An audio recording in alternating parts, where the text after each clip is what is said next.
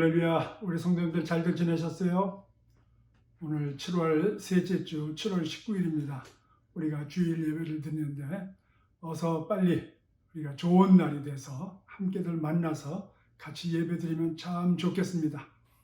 날씨도 더운데 여러분들 건강에 유의하시고 또 서로 돌아보며 기도하시고 서로 축복해 주시고 위로해 주시기를 부탁을 드리겠습니다. 우리 다 같이 묵도하심으로 예배 시작하겠습니다. 주는 주의 힘으로 산을 세우시며 권능으로 띠를 띠시며 바다의 설렘과 물결의 흔들림과 만민의 소요까지 진정하시나이다. 땅끝에 사는 자가 주의 징조를 두려워하나이다. 주께서 아침 되는 것과 저녁 되는 것을 즐거워하게 하시며 땅을 돌보사 물을 대어 심히 윤택하게 하시며 하나님의 강에 물이 가득하게 하시고 이같이 땅을 예비하신 후에 그들에게 곡식을 주시나이다. 주께서 밭고랑에 물을 넉넉히 대사 그 이랑을 평평하게 하시며 또 단비로 부드럽게 하시고 그 싹에 복을 주시나이다. 주의 은택으로 한 해를 관시우시니 주의 길에는 기름방울이 떨어지며 들의 초장에도 떨어지니 작은 산들이 기쁨으로 띠를 띠었나이다. 초장은 양떼로 옷 입었고 골짜기는 곡식으로 덮였음에 그들이 다 즐거이 외치고 또 노래하나이다. 하나님 감사합니다. 이런 날들이 속히 오기를 기도합니다. 이런 날들을 소망하며 기도하며 주님 살아계심을 믿고 의지하는 당신의 자녀들이 오늘도 주님 앞에 주의 이름으로 모였습니다. 하나님 영광을 받아주시고 오늘 우리에게 하나님께서 명령하신 것을 다 이루어드릴 수 있는 능력을 받게 해주시고 다시 모였을 때는 하나님의 나라가 이 땅에 임재한 것을 서로 간증하며 기뻐하게 해주시고 그때를 위해서 지금 해야 할 것 하지 말아야 될 것을 분별하며 살게 하여 주시옵소서. 주께서 밭고랑에 물을 넉넉히 대시고 그 이랑을 평평하게 하시며 단비로 부드럽게 하시고 그 싹에 복을 주신다 하셨사오니 그 날들을 위해서 하나님 이 날들을 감하시고 사랑하는 자녀들을 위해서 이 고통이 하루속히 지나가게 하옵소서. 그 날들을 계수하며 주님 살아계심을 기대하며 사는 오늘 살아있는 성도들 되게 하옵소서. 이 예배가 그런 하나님의 영광 가운데 의와 진리와 능력이 나타날 것을 믿사오며 예수 그리스도 이름으로 기도드리옵나이다. 아멘. 우리 다 같이 찬송하시겠습니다. 새 찬송가 214장, 통일 찬송가 349장, 통일 찬송가 349장, 우리 새 찬송가 214장, 나 주의 도움 받고자 같이 찬양합니다.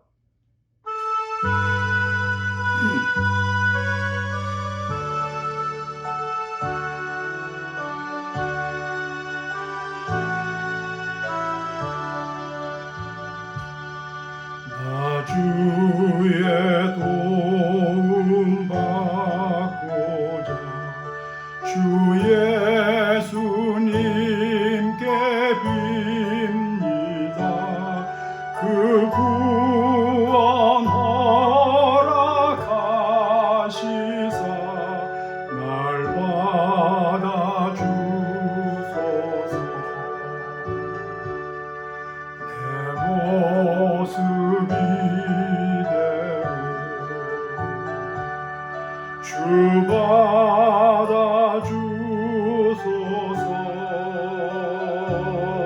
날 위해 돌아가신 주 날 받아주소서.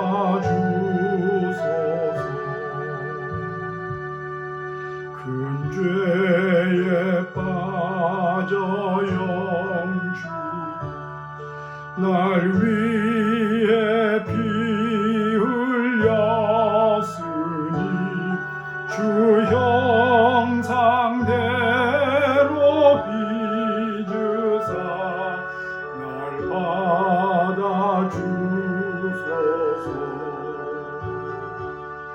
내 모습 이대로 주 받아주소서.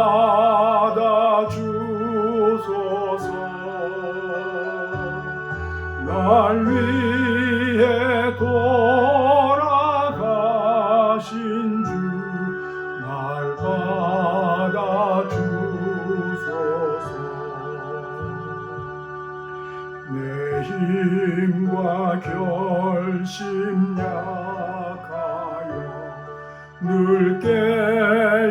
지기 쉬우니 주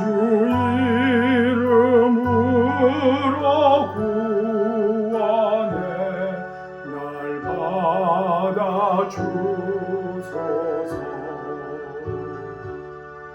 내 모습이 주 받아주소서.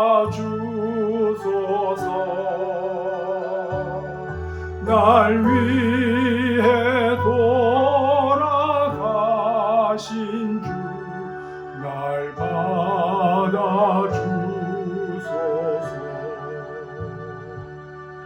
내 주님 서신 발 앞에 나 굴 엎드렸으니 그 크신 역사 이루게 날 받아주소서. 내 모습이 주 받아주소서.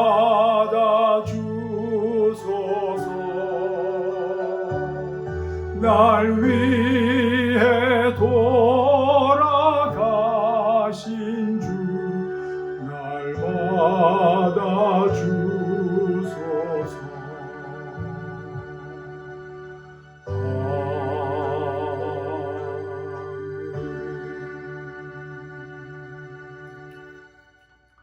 우리 다 같이 신앙 고백합니다. 예수께서 이르시되 너희는 나를 누구라 하느냐? 다 같이 주는 그리스도시요 살아계신 하나님의 아들이시니이다. 아멘. 우리 다 같이 주기도문 하시겠습니다. 하늘에 계신 우리 아버지여, 이름이 거룩히 여김을 받으시오며 나라의 임하옵시며 뜻이 하늘에서 이룬 것 같이 땅에서도 이루어지이다. 오늘날 우리에게 일용할 양식을 주옵시고 우리가 우리에게 죄 지은 자를 사하여 준 것 같이 우리 죄를 사하여 주옵시고 우리를 시험에 들게 하지 마옵시고 다만 악에서 구하옵소서. 나라와 권세와 영광이 아버지께 영원히 있사옵나이다. 아멘. 아멘. 이제 여러분들 예비하신 헌금을 앞에 내려놓으시고 우리 교회 소식을 먼저 알려드리고 제가 드리신 예물을 위해서 기도하겠습니다. 오늘 예배에 참석하신 성도님들 주님의 이름으로 환영합니다. 우리 옆에 분들과 같이 악수도 하시고 허그도 좀 하시고 가족들끼리라도 하시고 또 우리 옆에 분들 같이 왔으면 더 반갑게 좀 해주시고 환영합니다. 다들 잘들 지내시죠? 요즘 제가 우리 집사람하고 같이 이렇게 신방하면서 보니까 아들 모두 다 아주 이렇게 건강하게들 잘들 지내시는 것 같습니다. 우리 하나님의 특별한 그 뽑으신 그 은혜와 위로가 우리 성도님들과 함께 하는 것을 볼 때 참 감사를 드립니다. 얼마 안 남은 것 같은데 여러분들 힘을 내시고 우리 있는 자리에서 승리하시기를 바랍니다. 지난주에 지난 수요일 날 제가 말씀드렸었죠. 우리가 당분간 7, 8월은 안 모이지만은 우리가 하여튼 여기 이 형편이 어떻게 돼가는지를 봐가면서 우리가 이제 적어도 우리가 그 9월 달부터는 한번 모여보려고 애를 쓰는데 지난번에 광고를 잠깐 드렸지만 우리 교회가 옮겨졌다는 거 여러분들 아시죠? 그랜드 애비뉴하고 그 46번 거기서 조금 더 그 북쪽인가요? 북쪽으로 올라가다 보면 남쪽인가요? 제가 그거 자꾸 헷갈리네요 이제. 가다 보면 그 사랑샘 교회라고 있습니다. 우리 옛날에는 하늘샘 교회하고 예배드리는데 이번엔 사랑샘 교회하고 드립니다. 그 사랑샘 교회도 깨끗하고 또 우리 사무실을 따로 또 쓸 수 있어서 참 좋습니다. 그래서 지난번에 말씀드린 대로 우리 그렇게 예배를 드릴 것입니다. 그리고 필요한 대로 모임도 할 수 있으니까 여러분들 그렇게 기대해 주시고 우리 교회를 위해서 우리 만남을 위해서 계속해서 힘과 꿈을 가지고 기도해 주시기를 부탁을 드리겠습니다. 이 일을 위해서 우리 한창희 전사님 수고 많으셨는데 감사를 드립니다. 그리고 지난주 그 지난주부터 계속해서 할 수 있으면 제가 일주일에 한 2가정 정도 지금 신방을 하려고 하고 있는데 제가 신방 가기 전에 꼭 연락을 드리겠습니다. 안녕하세요. 이렇게 방 안에서만 있으니까 보시다시피 굉장히 쇠약해지고 있습니다. 그저 앞으로 여러분들을 만나면은 다시 힘있게 그저 일어서려고 생각을 하고 있습니다. 여러분들이 많이 응원을 해주시고 또 기도도 해주셨으면 좋겠습니다. 굉장히 몸이 방 안에서만 있으니까 약해진 것 같습니다. 여러분도 그저 서서히 밖에 좀 나가셔서 운동도 하시고 그래가지고 힘있게 용기를 가지고 우리가 버틸 때 우리 하나님께서 크게 저희들을 도와주시리라 믿습니다.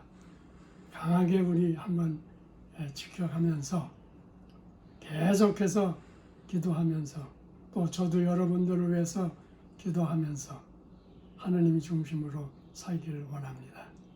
아멘. 성도님들 안녕하셨어요? 오늘은 목사님 부부가 우리 집에 신방으로 오셔서 무척 반가웠습니다. 이렇게 우리 다시 만날 날을 기다리겠습니다.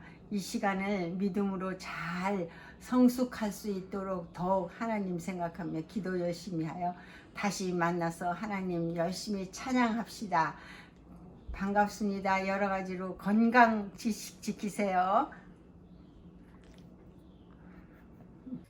이 다른 광고 없으시면 드리신 예물을 앞에 놓으시고 제가 기도하겠습니다. 하나님 감사합니다. 사랑하는 성도들을 있는 자리에서 이렇게 보호하여 주셨고 위로하시고 사랑으로 인도하여 주심을 감사를 드립니다. 하나님 우리 육신의 강건함뿐만 아니고 마음의 평강을 주시어서 남을 돌아볼 수 있게까지 하여 주셨고 이 일이 결코 우리를 억누르는 것이 아니고 하나님 앞에 잘 준비되는 축복의 기간이라는 것을 깨닫게 해주시고 늘 사역에 임하는 자세로 여기까지 오게 해주심을 감사를 드립니다.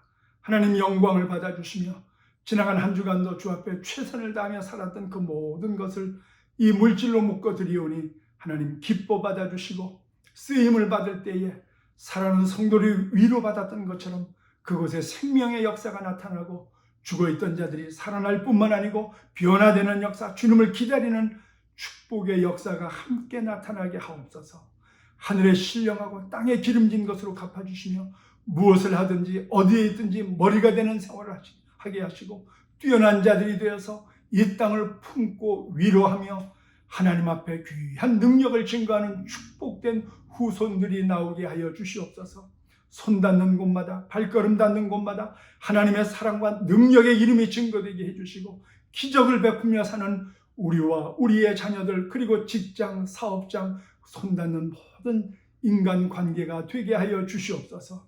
교회가 다시 모였을 때 이런 놀라운 일들이 부흥의 역사, 은혜의 역사, 능력의 역사가 나타나고 증거되게 해주시고 간증하게 하여 주시옵소서. 예수 그리스도 이름으로 축복하고 기도드리옵나이다. 아멘. 우리 다 하나님의 말씀을 보겠습니다. 오늘 마태복음 4장 12절에서 25절 말씀인데 마태복음 4장 12절에서 25절 말씀인데 18절에서 22절까지만 읽겠습니다. 18절에서 22절까지 다 성경을 찾으시고 여러분들 신약성경 4페이지입니다. 다 같이 읽겠습니다. 시작. 갈릴리 해변에 다니시다가 두 형제 곧 베드로라 하는 시몬과 그의 형제 안드레가 바다에 그물 던지는 것을 보시니 그들은 어부라. 말씀하시되 나를 따라오라. 내가 너희를 사람을 낚는 어부가 되게 하리라 하시니 그들이 곧 그물을 버려두고 예수를 따름이라. 거기서 더 가시다가 다른 두 형제 곧 세베대의 아들 야고보와 그의 형제 요한이 그의 아버지 세베대와 함께 배에서 금을 깁는 것을 보시고 부르시니 그들이 곧 배와 아버지를 버려두고 예수를 따르니라. 아멘. 한 번 더 기도하겠습니다. 하나님 감사합니다.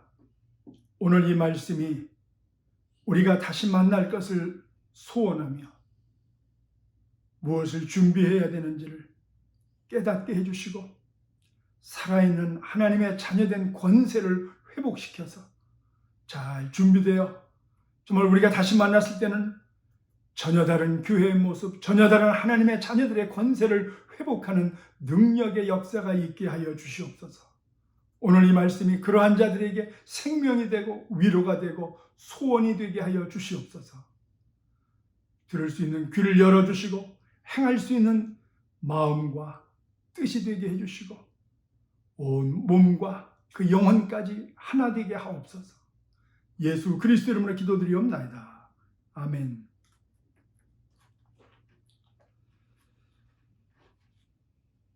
기도할 때 저는 우리 교회가 또 우리 성도님들이 주님의 소원을 풀어드리는 교회 성도들이 되게 하옵소서. 이런 기도를 할 때 참 마음이 편안하고 참 좋습니다. 왜냐하면 우리 예수 그리스도는 교회의 머리시고 또 교회는 그 몸이라고 그랬습니다. 그래서 우리 한 사람 한 사람은 그 지체라는 것이 무엇인지를 정말 우리가 주님의 소원, 주님의 뜻을 풀어드리는, 이루어드리는 교회가 되게 해달라고 할 때 막 그런 말씀이 살아서 오기 때문입니다. 그러면 교회가 그리스도의 몸이라는 말이 그 뜻이 뭘까요? 어떤 분이 이렇게 설명하는 것을 제가 들었습니다. 예를 들어서 온몸이 다쳐서 이 전신이 마비된 사람이 있는데 참 그 사람을 대신해서 옆에 누가 붙어서 필요한 것을 달라고 하면 갖다 주고 또 이 사람이 꼭 만나야 될 사람이 있으면 대신 가서 만나주고 몸도 씻겨주고 그리고 밥도 떠넣어주고 뭐 이런 사람이 있다면 바로 그 환자를 대신하는 사람 아니겠습니까? 그래서 이 환자의 몸 노릇을 하는 수족 같은 사람 이렇게 우리는 부르지 않습니까? 바로 그렇게 예수님께서 세상에 계실 때 이 복음 전도를 사역을 하시다가 부활하시고 승천하시면서 가시면서 우리에게 이 교회에게 주님이 하시던 일을 똑같이 할 것을 기대하시고 그리고 명령하셨습니다. 그래서 주님이 하시던 그 일을 우리 교회가 계승해서 바로 그 수족처럼 해나가기를 예수님의 몸이 여기에 계신 것처럼 그대로 해나가는 그것 바로 이 목적을 이루어 나가기 때문에 우리가 바로 예수 그리스도의 몸이다, 지체다 하는 것입니다. 그래서 여러분들 그 말의 뜻은 우리가 주님께서 하시던 그 일을 이 땅에서 우리가 해나가야 된다는 바로 그 사명의식이 바로 그 말을 이루어드리는 바로 책임감 있는 의식이라는 겁니다. 그래서 우리는 주님의 몸이 되는 교회, 즉 성도는 머리 대신 주님의 소원을 알고 우리가 그 소원을 이루어드리는 주님의 뜻을 이루는 교회가 되기 위해서 지금 잠시 하나님께서 이런 쿼런틴 상태를 통해서 우리가 생각하고 지금 무엇을 준비해서 우리가 다시 만났을 때는 어떤 교회가 되어야 되겠나? 주님의 뜻을 이루어드리는 교회를 위해서 지금 나는 무엇을 준비해야 되겠나? 그것을 상고하는 기간이라는 것입니다. 그러니까 여러분들 이런 기간이 절대로 아픔이나 우리를 짓누르는 어둠의 상태가 아니고 오히려 나를 돌아보고 기쁨으로 우리는 소원하고 내가 무엇을 준비해야 되는지 여러분들 정말 하나님 앞에 복 받을 수 있는 준비하는 기간인 줄로 믿으시기를 바랍니다. 우리가 주님의 소원을 풀어드리기 위해서 그런 교회가 되기 위해서 오늘 이 본문 말씀에서 주님께서 무엇을 하셨는지 우리가 많은 것이 있지만 그 중에 오늘 이 본문 말씀 통해서 몇 가지 살펴보겠습니다. 주님은 소외된 자와 불우한 자들을 돌아보셨습니다. 예수님은 원래 이제 세례 요한에게 세례를 받으신 다음에 잠시 이제 쉬셨습니다. 그리고 세례 요한이 당시에 그 왕이었던 헤롯이 자기 형수와 같이 사는 걸 보고 아주 신랄하게 비판을 했습니다. 그랬더니 헤롯 왕이 싫어가지고 이 세례 요한을 감옥에 가두었습니다. 그리고 요한의 이제 그 사역이 끝나게 됐습니다. 그걸 들으시고 예수님이 밖으로 나오시더니 드디어 사역을 시작하십니다.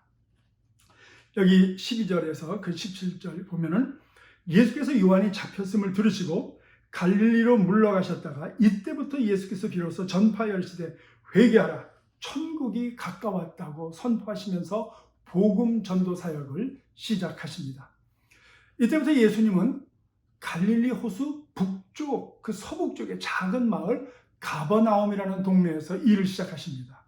그런데 예수님께서 이 첫 번째 사역지로 가버나움을 선택하신 데는 조금 의아합니다. 의아한 마음이 듭니다. 왜냐하면 여러분들 그래도 첫 번째 사역이라고 하면은 좀 큰 도시 예루살렘 정도에서 시작을 하셨어야 되는데 왜 주님은 그 이스라엘 중에서도 저 갈릴리 지역 그 서북 쪽의 작은 마을 가버나움에서 시작을 했을까? 미국만 해도 그렇습니다. 큰 일을 도모하면은 이 대부분 모든 그 문화와 문명의 중심지가 어디입니까? 뉴욕 아닙니까? 대개 뉴욕에서 시작하려고 합니다. 그런데 저 시골에 어디 조그만 도시, 여러분들 그 뉴멕시코나 아니면 애리조나 이런데 그 조그만 도시에서 시작하는 사람이 별로 없겠죠. 근데 예수님은 그렇게 시작하셨다는 겁니다. 이 가버나움 지역, 더군다나 이 갈릴리 그 동북쪽이라고 하면은 이스라엘 나라 그 지형을 보면 오른쪽 이 서쪽으로는 동쪽으로는 이 갈릴리 호수가 있고요. 서쪽으로는 지금 이 지중해가 있습니다. 그래서 이 북쪽으로밖에 이 어떤 그 문물이나 혹은 그 외적이 쳐들어올 때는 이 북쪽으로만 쳐들어옵니다. 그래서 그 북쪽에 있는 작은 마을들은 외인들, 그 외국인들이 많이 살고 그래서 이방인들과 섞여 살게 되고 그래서 정통 이스라엘 사람들은 그쪽 갈릴리 지방을 은근히 마음속에서 무시하는 경향이 있었습니다. 그리고 여러분들 잘 알다시피 예수님이라든지 그 제자들이 대부분 그 갈릴리 출신들입니다. 그래서 성경에도 보면은 이 학자들이나 그리고 정통 유대인들이나 예루살렘을 중심으로 해서 공부했던 사람들은 예수님과 그 제자들을 갈릴리 출신이다, 나사렛 사람들이다 해서 무시했던 것을 우리는 볼 수 있습니다. 그런데 예수님은 그런 소외되고 불우한 사람들에게 관심을 갖고 거기서 사역을 시작했다는 것입니다. 여기 4장 16절에 보니까 마태가 예수님께서 이렇게 하신 것은 이사야 9장에 나와 있는 예수님 사역 예언의 성취라고 얘기합니다. 그러면서 흑암에 앉은 백성이 큰 빛을 보았고 사망의 땅과 그늘에 앉은 자들에게 빛이 비추었다 하였느니라 했습니다. 주님께서는 이미 당신의 사역을 이렇게 정의했습니다. 억눌리고 억압받고 다리 저는 자, 눈먼 자에게 자유를 주기 위해서 내가 왔다고 이미 말씀하셨습니다. 그래서 우리 주님께서 이러셨다면 우리 교회도 우리 성도도 주님의 뜻을 이루어드리기 위해서는 우리는 소외된 자, 불우한 자들에게 우리의 관심을 가져야 됩니다. 우리는 그래서 일부러 가난한 사람 쫓아다니고 병든 사람 쫓아다니고 물론 우리에게 그런 사람들이 있으면 우리는 그들을 돌봐야 됩니다. 근데 가장 불우한 자가 누굽니까? 가장 병든 자가 누굽니까? 맞습니다.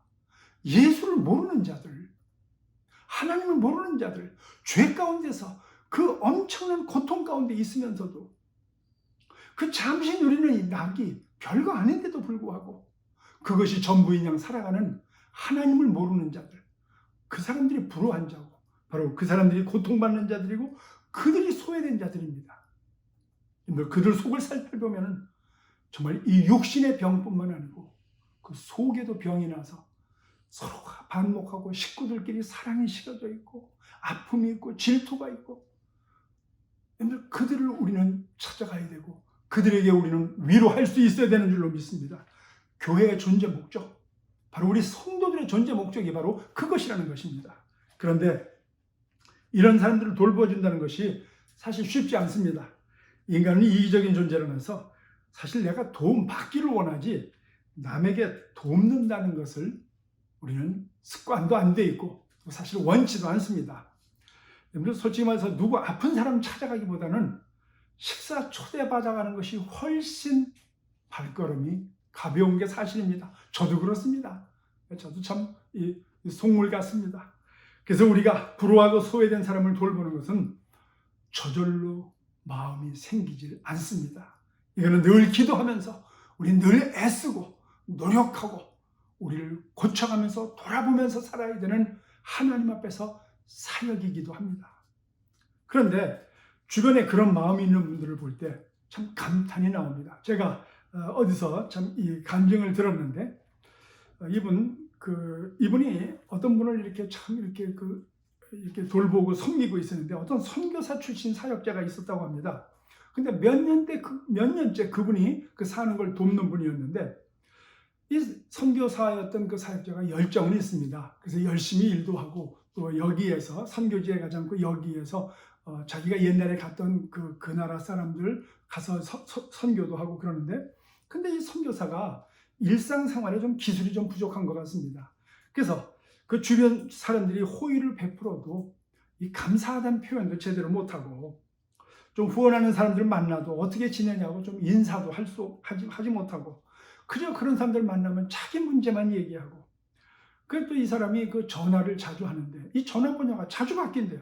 왜냐고 물어보면 전화비 내는 때를 잊어버려갖고 제때 안 내갖고 자꾸만 끊기고 자주 이 티켓 받았다고 연락도 오고 참 제가 들어도 짜증납니다. 그런데 적어도 사역자라면 자기 앞가림 정도는 해야 되는 거 아닙니까? 그런데 그분을 돕는 분 참 용합니다. 그래서 그분이 어떻게 이렇게 짜증도 안 내고 이렇게 도와줄 수 있느냐 물어봤더니 그분이 이런 얘기를 합니다. 목사님, 이분을 도우려면 나는 이분이 예수님이다 생각하고 해야 합니다. 그러면서 하는 말이 그래도 내가 하나님 앞에 서면 내가 이분을 예수님처럼 섬긴 것 그거 하나는 하나님 앞에 크레딧 받을 거 아닙니까? 참 그 간증 들으면서 제가 부끄러웠습니다. 이런 분들이 있기 때문에 아직은 이 사회가 돌아가고 있고 이런 분들이 있기 때문에 아직 교회가 복을 받고 있구나 생각을 해봤습니다. 불우하고 소외된 자들에게 관심을 갖고 계신 주님의 뜻을 이루어드리기 위해서 우리는 사회에서 무능하고 소외된 사람들이 우리 교회를 찾아오고 그리고 저와 여러분을 만나게 되면 정말 이런 사람들은 길을 펴고 그리고 도움받는 것을 기뻐하고 언젠가 그들도 그렇게 도움을 줄 수 있는 사람 되게 하기 위해서 우리는 그런 일을 기꺼이 할 줄 아는 우리가 되어야 될 줄로 믿습니다. 우리가 주님의 소원을 풀어드리기 위한 교회가 되기 위해서는 또 사람을 키워야 됩니다. 예수님께서 공적 사역을 하시면서 제일 먼저 하신 것이 뭐냐? 사람 키우는 일이었습니다. 즉 제자를 찾고 그리고 세우고 그리고 보내는 것이었습니다. 오늘 이 본문에 12제자 중에서 그중 3명이 어떻게 제자가 되었는지 그 과정이 적혀 있습니다. 아까 읽은 그 18절에서 22절까지 나와 있는데 예수님이 사역을 시작하시면서 제일 에너지를 쏟으시고 그리고 정말 공을 들이신 부분이 어디냐? 사람을 선택하고 뽑으시고 훈련시키시고 가르치고 보내는 것 여기에 에너지를 쏟으셨습니다.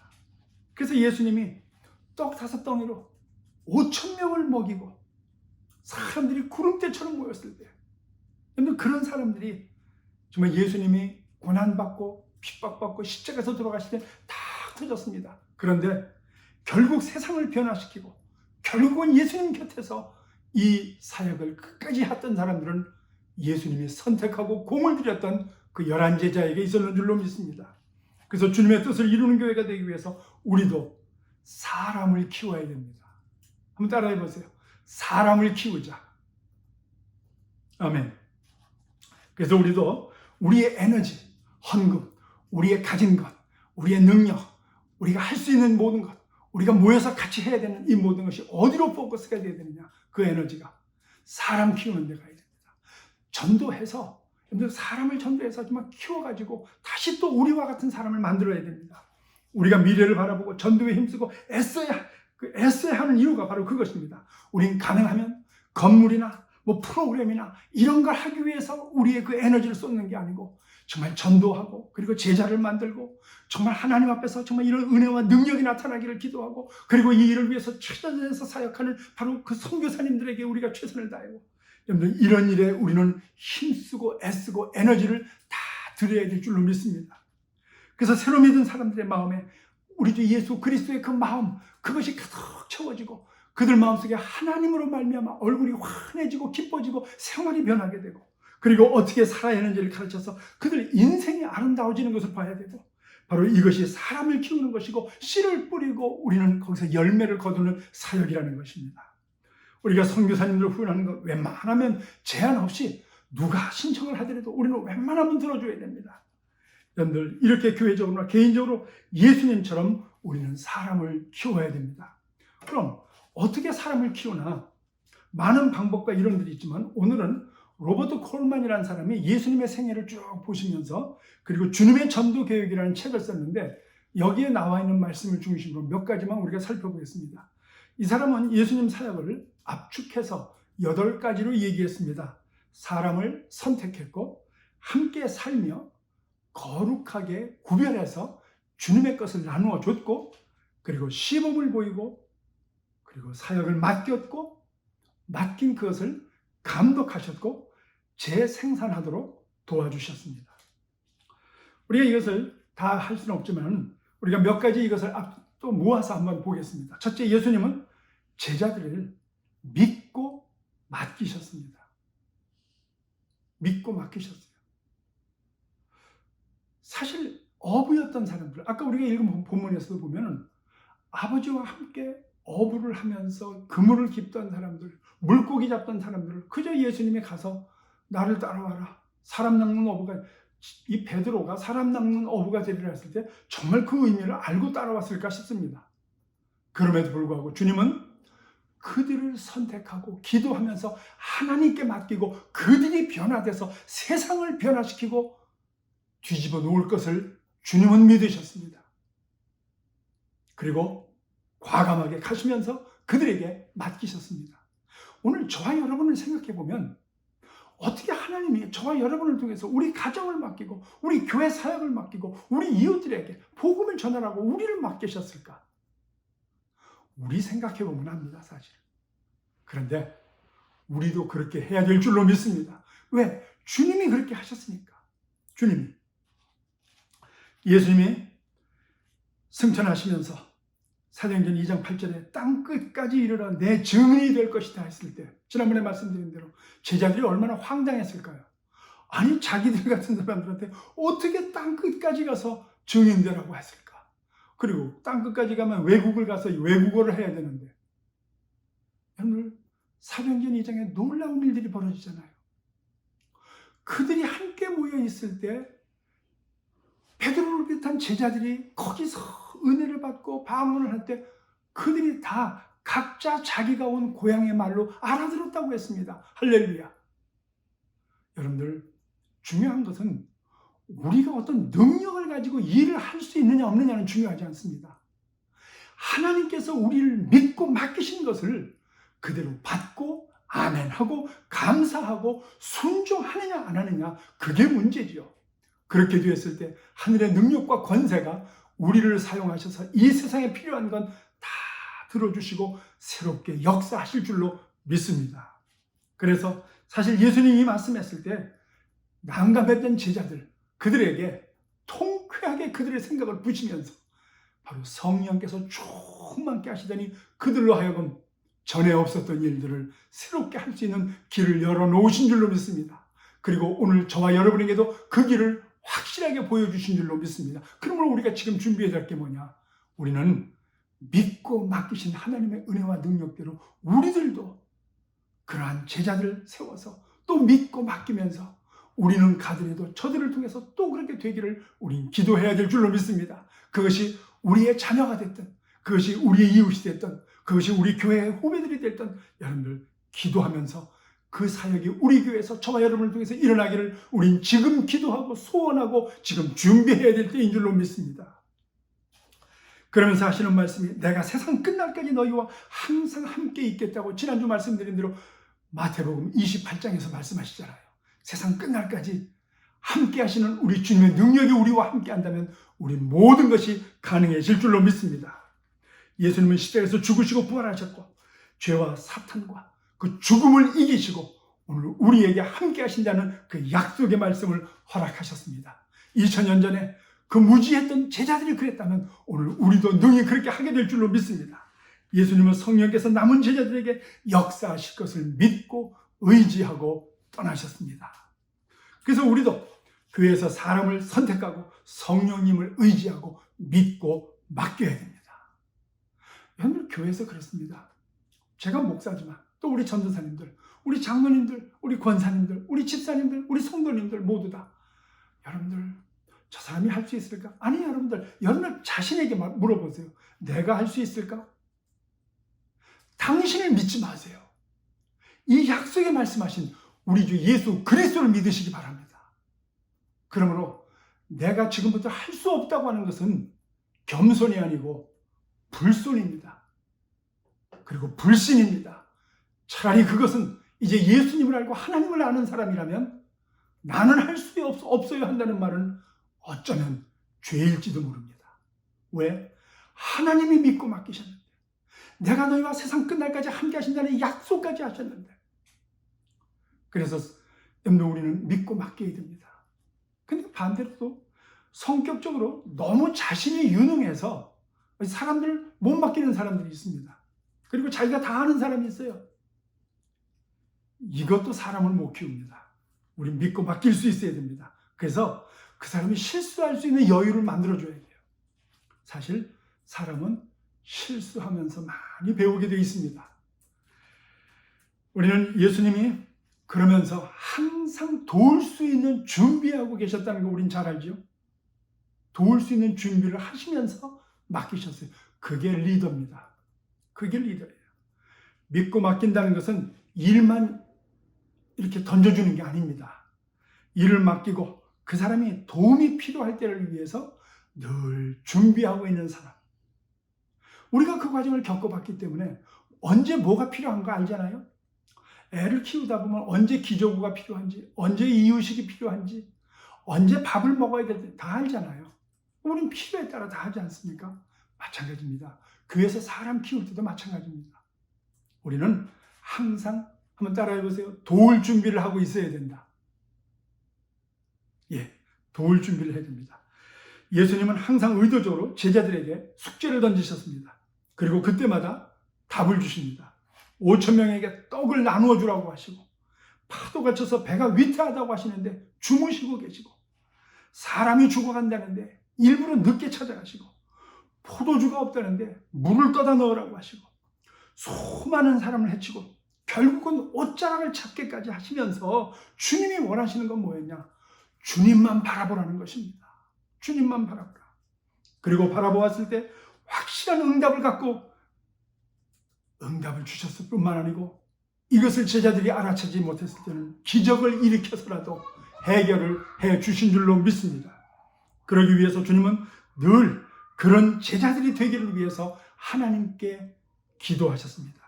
요한복음 16장 9절을 보니까 내가 그들을 위하여 비옵나니 내가 비옵는 것은 세상을 위함이 아니요 내게 주신 자들을 위함이니이다. 그들은 아버지의 것이로소이다. 예수님은 늘 그런 제자들을 위해서 기도하셨습니다. 우리도 누구를 위해서 기도하시는 주님을 믿고 담대하게 그 일을 감당해야 되고, 또 나도 누군가를 도울 수 있는 그런 사람이 되려면 내가 먼저 예수님을 의지하고 그런 체험들을 먼저 해야 됩니다. 그리고 직접 경험해서 내가 먼저 주님이 전문가가 되셨던 것처럼 나도 전문가가 돼야 될 줄로 믿습니다. 내가 해본 경험도 없이 어떻게 남을 가르치겠습니까? 여러분들 남을 돕는다고 하면서 뭐 일 맡긴다고 하면서 잔소리 많이 하는 사람들 보면 자기가 직접 경험이 없는 사람들이 대부분 이런 잔소리 많이 합니다. 여러분들 정말 우리는 일을 맡겼다면 굳은 일이든 쉬운 일이든 열심히 몸을 아끼지 않으면서 여러분들 그 사람과 함께 하는 일을 우리는 마다하지 않고 돕고 이것을 늘 마음의 삶에 준비하는 삶을 살아야 될 줄로 믿습니다. 그리고 매일 새벽마다 그 이름을 불러가면서 오늘은 그 사람이 무슨 일을 할까? 어떤 일을 하고 있을까? 생각하면서 기도하는 저와 여러분 되시기를 주의 이름으로 축원드립니다. 그 다음에 세 번째, 상과 벌 내리는 것을 분명히 하셨습니다.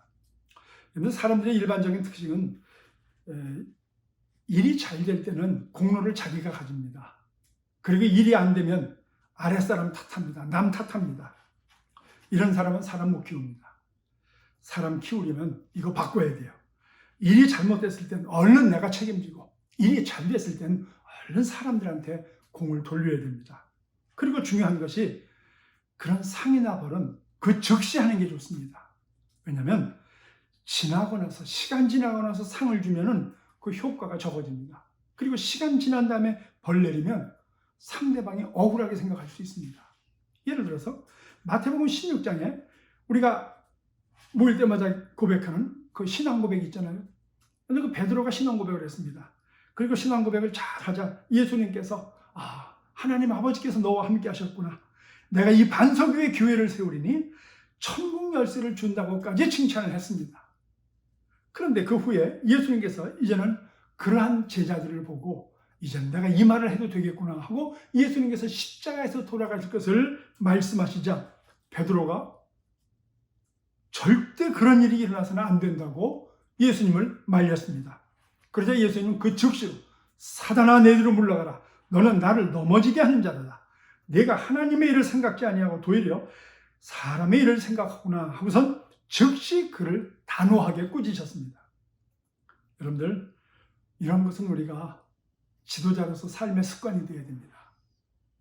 우리는 95% 칭찬해 줘야 됩니다. 그리고 위로해 주고 격려해 줘야 됩니다. 그러나 정말 이것이 하나님 안에서 교만이나 영적인 교만이나 혹은 남들을 무시하는 것이 있다면 그건 단호하게 꾸짖어야 됩니다. 특별히 새로 믿는 성도가 삶에서 최선을 다한 어떤 감정이나 체험을 했을 때 여러분들 정성껏 들어주고 공감해주고 칭찬해주고 주님 안에서 자신감을 갖게 해야 됩니다. 또 이런 것은 뭐 꼭 새로 믿는 성도뿐만 아니고 우리 성도들끼리도 그렇습니다. 서로 돌아보면서 공감해주고 칭찬해주고 위로해주고 우리가 가깝게 해주고 여러분들, 그리고 정말 잘못된 길이 있으면 제가 언젠가 다시 한번 설교하겠지만 여러분들 이런 것을 위해서 기도하면서 늘 우리가 이것을 경고도 해야 됩니다. 바로 이것이 바로 하나님 앞에서 우리가 사람을 키우는 일이기 때문에 그렇습니다. 그리고 또 예수님은 지도자로서 자신이 붙잡히실 때 그 제자들을 보호하시는 일, 책임지는 일을 게을리하지 않았습니다. 요한복음 18장 6절에서 9절을 보면 이런 말씀이 나옵니다. 예수님께서 이제는 마지막이 돼서 예수님을 팔려는 자들이 와서 예수님을 붙잡아갈 때 예수님께서 그 제자들을 보호하시면서 거기 18장 요한복음 18장 그 6절에서 9절을 보면 예수께서 그들에게 내가 그니라 하실 때 그들이 물러가서 땅에 엎드러지는지라 이에 다시 누구를 찾느냐고 물으신데 그들이 말하되 나사렛 예수라 하거늘 예수께서 대답하시되 너희에게 내가 그니라 하였으니 나를 찾거든 이 사람들이 가는 것을 용납하라 하시니 이는 아버지께서 내게 주신 자 중에서 하나도 잃지 아니하였사옵나이다 하신 말씀을 응하게 하려 하심이라 그랬습니다. 여러분들, 예수님의 이런 행동은 세상의 위대한 지도자의 어떤 감성적인 영적인 행위가 아니고 여전히 하나님과의 약속이었으며 그 뜻을 이루어 가시는 책임 있는 모습이었습니다. 아까 그 말씀 기억나지 않으세요, 여러분들? 요한복음 17장 이는 아버지께서 내게 주신 자 중에서 하나도 잃지 아니하였사옵나이다 하신 말씀을 응하게 하란다고 했습니다. 예수님께서 제자들을 위해서 기도할 때 정말 한 사람도 정말 멸망에 빠질 자 그 가룟 유다 한 사람 빼고는 다 예수님께서 보호하셨다고 했습니다. 왜? 이는 아버지께서 나에게 주신 자들이기 때문에. 그리고 책임 있는 리더로서 그들을 보호하시면서 나를 잡아가라. 그리고 저들을 놓아주라 하셨습니다. 여러분들, 이 말은 예수님께서 마지막으로 제자들을 위해서 약속하신 하나님과의 약속이었기 때문에 끝까지 지키셨습니다. 이렇게 우리는 주님의 뜻을 따라 살아가는 성도들을 위해서 예수님처럼 우리는 기도해야 되고 함께 이 뜻을 이루어 나갈 때 주님의 능력이 우리를 보호하시고 저들을 보호하게 될 줄로 믿습니다. 그리고 이것이 바로 교회와 우리가 지금 준비해야 될 사항이라는 겁니다. 마지막, 예수님은 물러날 때를 알고 그리고 과감하게 이를 위임하셨습니다. 사역을 피하기 위해서 핑계대면서 남에게 떠맡기는 일이 아니고 정말 준비된 사역자가 보이면은 이제는 그 자리에 올려주고 또 세워주고 그리고 그를 위해서 기도하면서 그리고 그가 서서 정말 하나님 앞에서 바른 사람 되기 위해서 기도해주는 그런 위임할 줄 아는 그런 사역. 왜? 우리가 교회에서 사역한다는 것은 사람을 키우는 것이기 때문에 그렇습니다. 여러분, 교회에서 아무리 설교가 좋고 아무리 성가대가 잘하고 아무리 사람이 많이 모이고 아무리 말 잘하는 사람이 나온다 할지라도 여러분들 거기서 하나님의 예수 그리스도의 제자가 키워지지 않는다면, 정말 영적으로 능력을 받은 그러한 리더들이 키워지지 않는다면 그 교회는 그냥 정말 이 세상에 친교하는 그런 집단에 지나지 않습니다. 여러분들, 예수님도 능력이 다 됐기 때문에 혹은 일이 없어서 제자들에게 맡기고 주님께서 가신 것이 아니죠. 예수님은 오히려 이제부터는 그 일을 바로 저와 여러분이 우리가 해야 되기 때문에 우리에게 맡기고 그분은 떠나신 줄로 믿습니다. 이제부터는 이 일을 우리가 해야 되고, 왜? 에덴 동산에서 뺏겼던 그 축복과 권위를 예수님께서 다시 찾아주셨기 때문에 이제는 죄를 벗은 하나님의 자녀된 우리가 그 권위와 축복을 누리고 맛보라고 그 사역을 우리에게 맡겨주신 줄로 믿습니다. 그리고 우리뿐만 아니고 이제는 예수님을 믿고 죄에서 벗어난 또 다른 사람들에게 그 사역을 우리가 맡김으로 말미암아 축복과 권능을 그들에게 알려주고 그들도 누리고 살라고. 여러분, 제자되는 일이 그저 어떤 훈련과 고통을 통해서 그냥 예수님을 전하는 그냥 어떤 군대 같은 삶이 아니고, 아니에요. 여러분들, 너무나도 기쁜 사역입니다. 우리가 에덴 동산에서 잃어버렸던 그 죄악된 그 후의 그 아픔의 삶, 가족끼리라도 사랑이 무너지고 신뢰가 무너지고 아픔과 그리고 좌절과 그리고 그 분노와 그리고 정말 하나님 안에서 그 깨진 그 모든 것들 때문에 서로가 질투하는 그런 모습들, 여러분, 이것이 왜 그렇게 왔느냐? 그 사람의 성격이 아니죠. 죄 때문에 그렇게 됐습니다. 예수님께서 십자가에서 돌아가시면서 이 죄를 다 깨끗하게 했습니다. 이제는 우리는 은혜와 능력으로 이런 것들을 이길 수 있는 능력이 생겼습니다. 그리고 우리는 행복해질 수 있고 우리는 사랑할 수 있고 우리는 위로할 수 있고 우리는 하나가 될 수 있습니다. 그 축복을 누리라고. 그것이 제자입니다. 그것이. 그리고 이것을 전해주는 자가 제자입니다. 그래서 우리에서 끝나면 안 돼요. 이것을 남에게 꼭 전달해야 되고 그 사람이 또 누군가에게 전달하기까지 우리는 책임지고 이 일을 해야 될 줄로 믿습니다. 바로 이것이 교회가 하나님 예수 그리스도의 일을 지금도 우리가 이루어드리는 축복된 사명이고 사역인 줄로 믿습니다.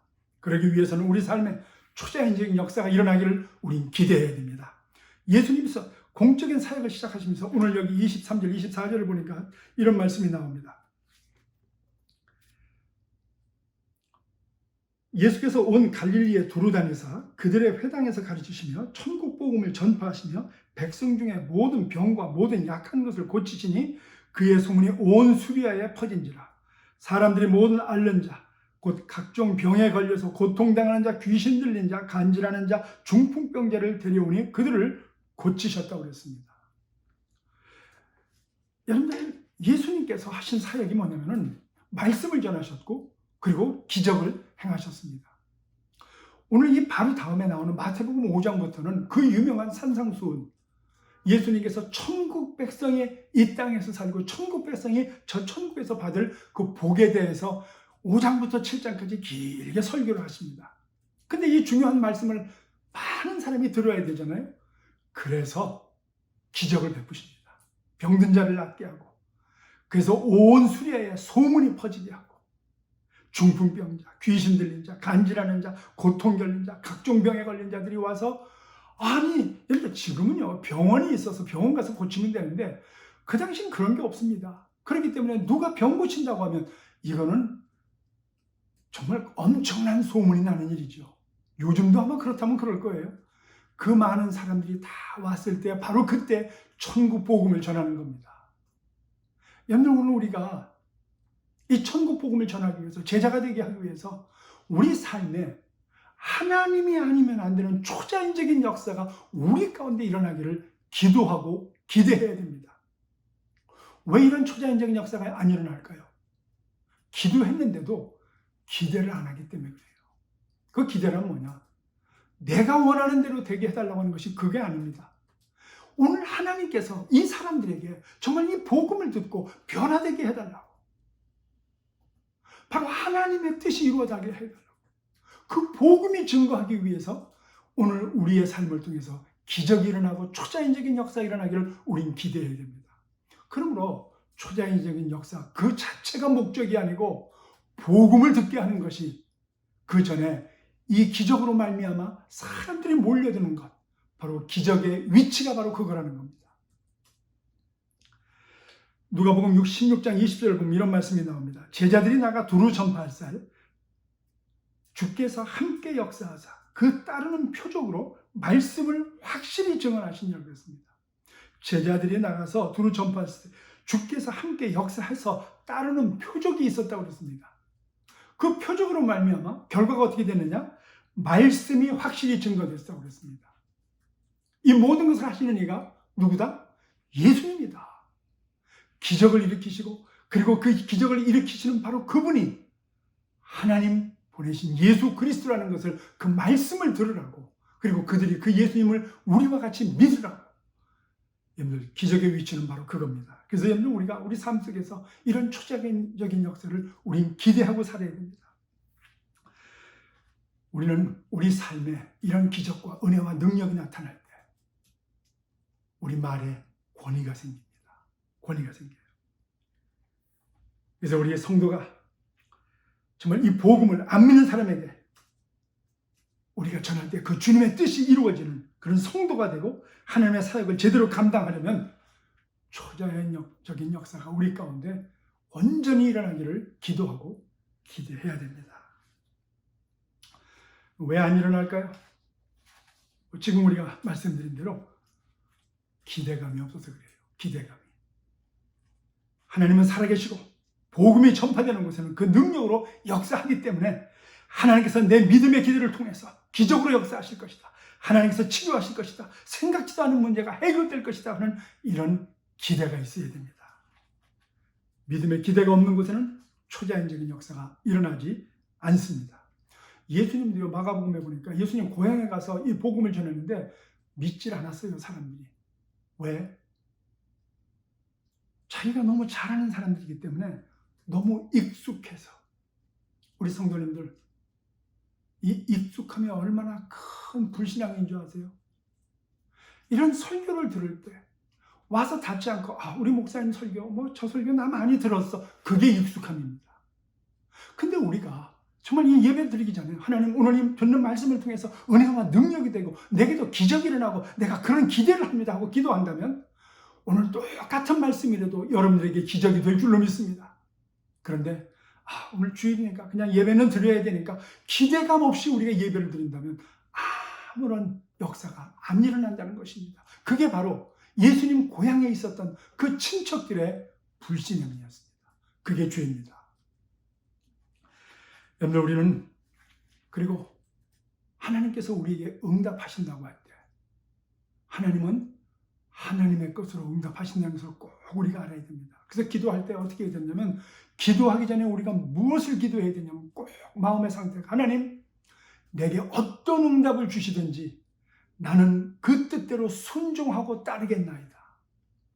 어떤 응답이 오든지 하나님의 것인 줄 알고 나는 감사하고 따르겠나이다. 여러분들, 우리 모든 기도의 첫 번째 기도가 바로 그겁니다. 주기도문은 기억하시죠? 하늘에 계신 우리 아버지여, 이름이 거룩히 여김을 받으시며 나라가 이 땅에 임하옵시며, 뜻이 하늘에서 이룬 것 같이 땅에서도 이루어진다는 말이 무슨 말입니까? 무슨 일이 일어나든 어떤 일이 있든 그 역사가 하나님의 뜻이라면 이 땅에서 무엇이 이루어져도 오늘 내가 기도한 것 하나님의 뜻이 아니었다면 다 그만두시고 주의 뜻이 이루어지기를 원합니다. 여러분들, 우리 기도의 첫 번째 기도가 그게 돼야 돼요. 그 다음에는 하나님께서 역사하는 것을 우리가 눈으로 보게 되고 귀로 듣게 될 줄로 믿습니다. 그러므로 그런 자들에게는 바로 무응답이 응답이 되어질 줄로 믿습니다. 말을 마칩니다. 여러분들, 우리는 이 모든 것이 사실은 주님의 뜻을 이루고 있는가, 거기에 초점이 맞춰져야 됩니다. 아니면 우리의 하는 이 모든 일은 다 헛것이고 그리고 잘못 짓고 있는 것이 될 수도 있습니다.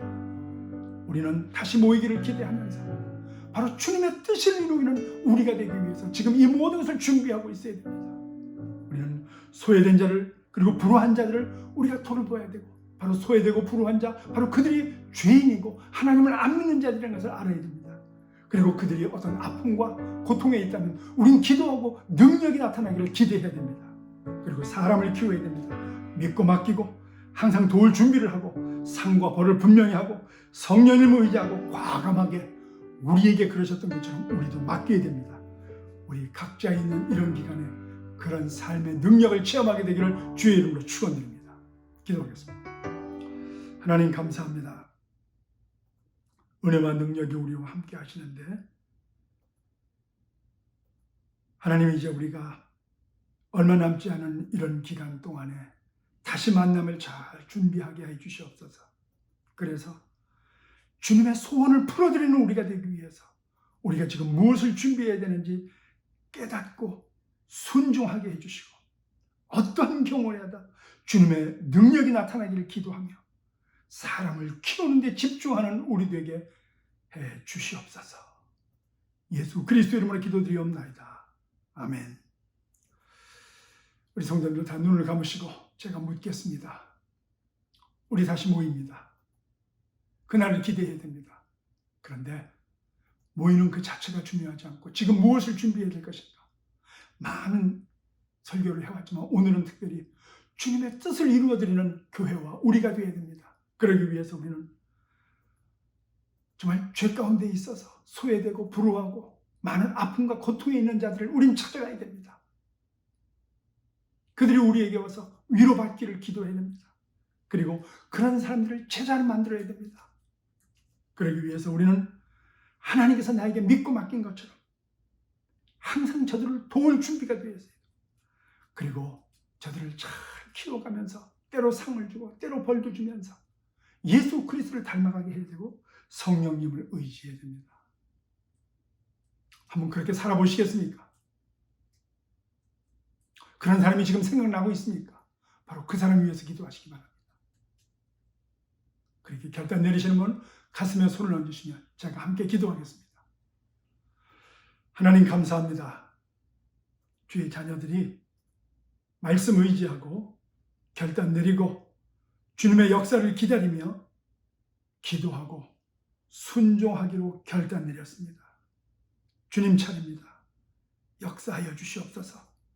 이 어둠의 시간에 하나님 잘 준비된 우리 되게 해주시고 다시 만났을 때 의와 능력과 영광이 나타나는 주의 종들이 되게 하여 주시고 기적을 만들며 이 땅을 위로하는 말씀을 증거하는 축복된 사역자들이 되게 하여 주시옵소서.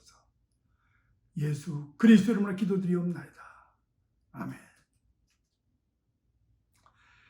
이제 우리 축도하심으로 예배를 마치겠습니다.